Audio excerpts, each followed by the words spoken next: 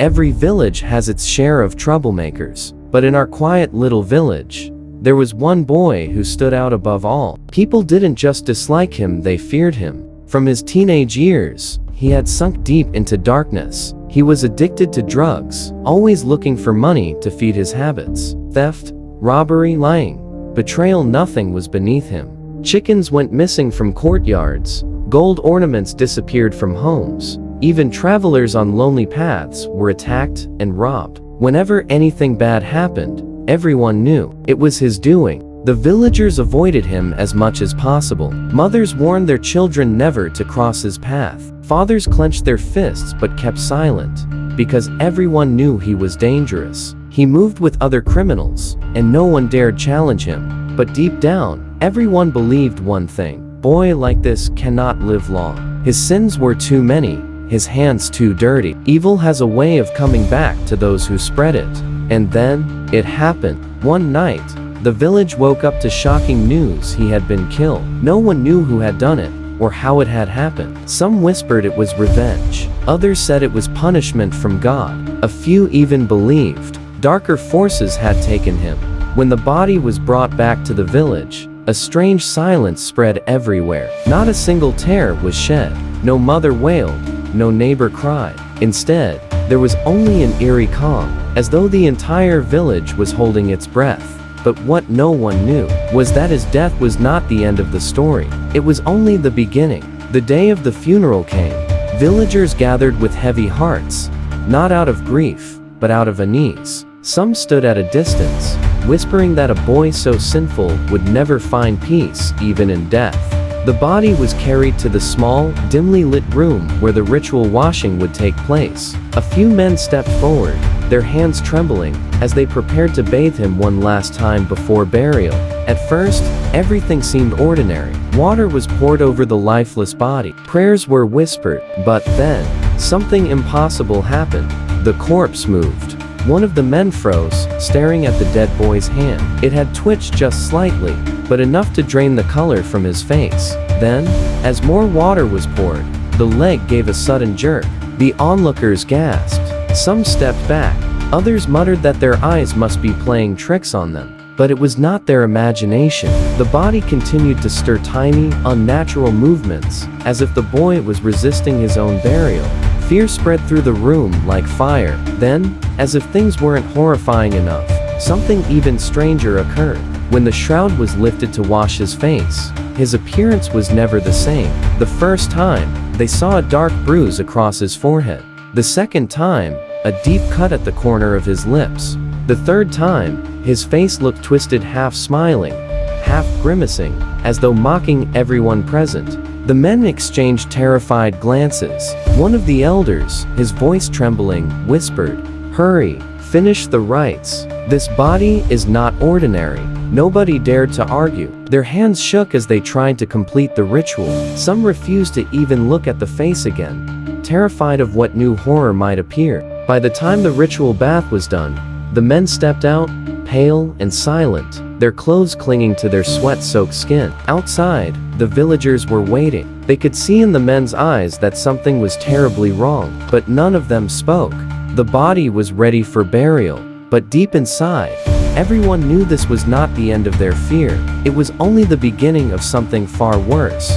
The funeral ended, soil covered the coffin, prayers were spoken, and at last, the villagers thought it was over. But the grave had not brought peace. It had unleashed something far more terrifying. That very night, strange stories began to spread. Men who returned home late whispered of footsteps behind them on the empty road. They would look back and see no one. Yet, as soon as they began walking again, the footsteps returned, heavier, faster, matching their own. One man swore he had seen the dead boy himself. Shadows stretched long on the moonlit road, and there he was, barefoot, soaked, eyes wide open, following him silently. The man broke into a run, but the figure ran too, faster, closer, until the man screamed and collapsed by the roadside, his voice echoing through the still night. Others began to suffer as well. Those who had helped wash the corpse felt cursed. One of them was walking home alone when he felt something cold drip on his head.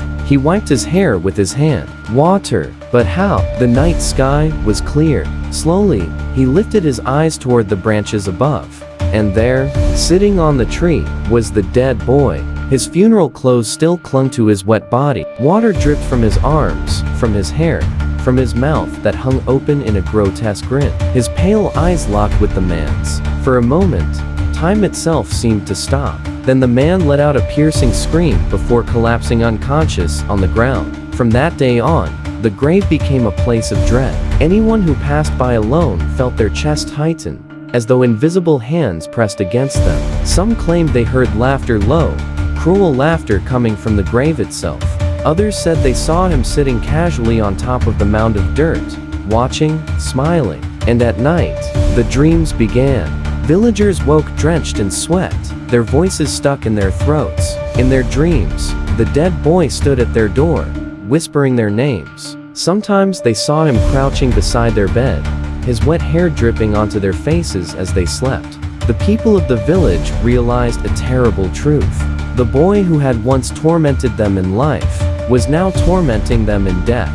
Days turned into weeks, but the fear only deepened. The villagers soon realized that the dead boy's grave was not just a resting place, it was a doorway to horror. Anyone who walked past it alone would feel watched. Their hearts pounded faster, their steps quickened. Some felt cold fingers brush against their shoulders. Others heard their own names whispered from the shadows. One young man, trying to prove his bravery, laughed at the stories and decided to walk past the grave at midnight.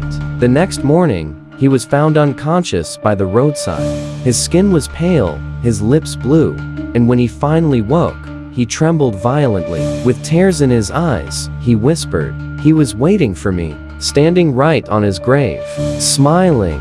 For those who had washed the corpse, the curse was even worse. Their nights were filled with twisted dreams. They saw the boy in mirrors, in dark corners, even in their own reflections. One man woke to find muddy footprints leading into his house, and stopping right beside his bed. The villagers began to avoid the graveyard entirely. Even in daylight, people took longer paths around it. But sometimes, avoiding was not enough. Women fetching water swore they saw someone sitting atop the grave, legs dangling, laughing silently. Shepherds claimed their goats refused to go near that part of the field. Children were warned never to play nearby, but a few who wandered too close came running back in tears, saying, "We saw him standing there." The terror grew so heavy that no one felt safe anymore. Families barred their doors at sunset. Prayers filled the air each night. Still, the haunting continued. The villagers knew something dreadful now. The grave had not sealed the evil, it had unleashed it. And the dead boy who had once tormented them in life was more powerful in death than ever before. The fear in the village had reached its peak. People were no longer sleeping. Children cried through the nights, and elders prayed until their voices grew hoarse. But still, the haunting continued. Shadows in the dark, footsteps on empty roads, laughter echoing near the grave. Finally, the villagers could take no more. A large group gathered and went to the boy's father. Their voices trembled with both fear and anger. "Your son terrorized us while alive. Now, even in death, he haunts us. We cannot endure this torment any longer. Do something before we all go mad." The father, broken and ashamed, sat in silence. He too had seen things in his own home, wet footprints leading to his doorway, whispers in the dead of night, shadows watching him as he tried to sleep. At last, with tears in his eyes, he nodded. "I will call for help." And so, a man was summoned. Not just any man, an exorcist, known across the region for his knowledge of jinn, curses, and things far darker. The exorcist arrived just before dusk. He was tall, cloaked in black, with a face that revealed nothing. The villagers led him to the grave. He stood there, silent, staring at the mound of soil as though listening to something only he could hear. Minutes passed. The villagers held their breath. Then he turned, his eyes sharp as blades. "This is no ordinary haunting." The crowd shifted uneasily. "This is not the boy's soul," he continued, his voice low and commanding. "It is his Karim Jinn, and because the boy lived in sin, his jinn is twisted with cruelty. It feeds on your fear. It will not stop until it consumes this entire village." Gasps and cries broke out among the people. Some stepped back, clutching one another. Others fell to their knees in silent prayer. But the exorcist raised his hand. "Do not fear. Tonight, I will bind it." The ritual begins. As night fell, preparations were made. The villagers formed a wide circle around the grave, holding lanterns. The exorcist placed clay pots filled with oil at each corner, lighting them one by one until the grave was surrounded in a flickering orange glow. Strange symbols were carved into the earth, and pieces of iron were laid around the mound, ancient protections against spirits. Then he began to chant. The words were guttural, heavy and alien to the ears of the villagers. They vibrated in the air like low thunder, crawling under the skin. The exorcist's voice grew louder with every verse, echoing across the fields. And then, the wind came, the storm of shadows. At first, it was just a breeze, but within moments, the trees bent violently, their branches whipping against one another like swords. Dust and leaves swirled into the air, blinding the villagers. Mothers clutched their children. Men shielded their faces. Yet the exorcist continued, his voice cutting through the storm. The ground began to tremble. The grave itself cracked open slightly, soil shifting as though something beneath it wanted to rise. Suddenly, a figure appeared, a shadow tall, distorted, its limbs too long, its eyes to burning hollows of emptiness. It rose above the grave, twisting, writhing, screaming without sound. The villagers wailed in terror, some collapsing to the ground, but the exorcist stood firm. He raised his arms high, chanting faster, louder, commanding the jinn back to the depths. The storm intensified. Trees bent almost to the point of snapping. Lightning flashed across the sky, though no clouds had been there minutes before. The villagers swore they saw faces in the wind, angry, screaming faces that vanished as quickly as they appeared. The shadow clawed at the air, fighting, resisting, its form breaking apart like smoke. But the exorcist's voice grew like a roar, shaking the earth itself. With a final cry, he thrust his staff into the ground. Silence. And just like that, the storm ceased. The wind died. The trees stilled. The grave lay quiet once more. The shadow was gone. The villagers stood frozen, their hearts pounding in their chests. Slowly, they looked around, realizing the night had returned to its eerie calm. The exorcist lowered his staff, sweat glistening on his face. His voice was weary, but steady. "It is done. The jinn is bound. But remember this. Such evil never dies completely. It waits. It watches. And if you are not careful, it will return." The villagers bowed their heads, too shaken to speak. Relief filled them, but deep in their hearts they knew the darkness had not been destroyed, only chained. And one day, it might break free again. After the ritual, the village finally seemed to breathe again. The wind no longer howled. The shadows that had chased villagers on empty roads had vanished. Even the grave, once the epicenter of terror, appeared calm, just a mound of earth under the moonlight. For the first time in weeks, people slept without screaming in the night. Children played without fear. Mothers dared to step outside after sunset. But the elders knew the truth. The ritual had ended the immediate threat, but it had not destroyed it. Evil like that never truly dies. Some villagers reported strange feelings when passing the grave.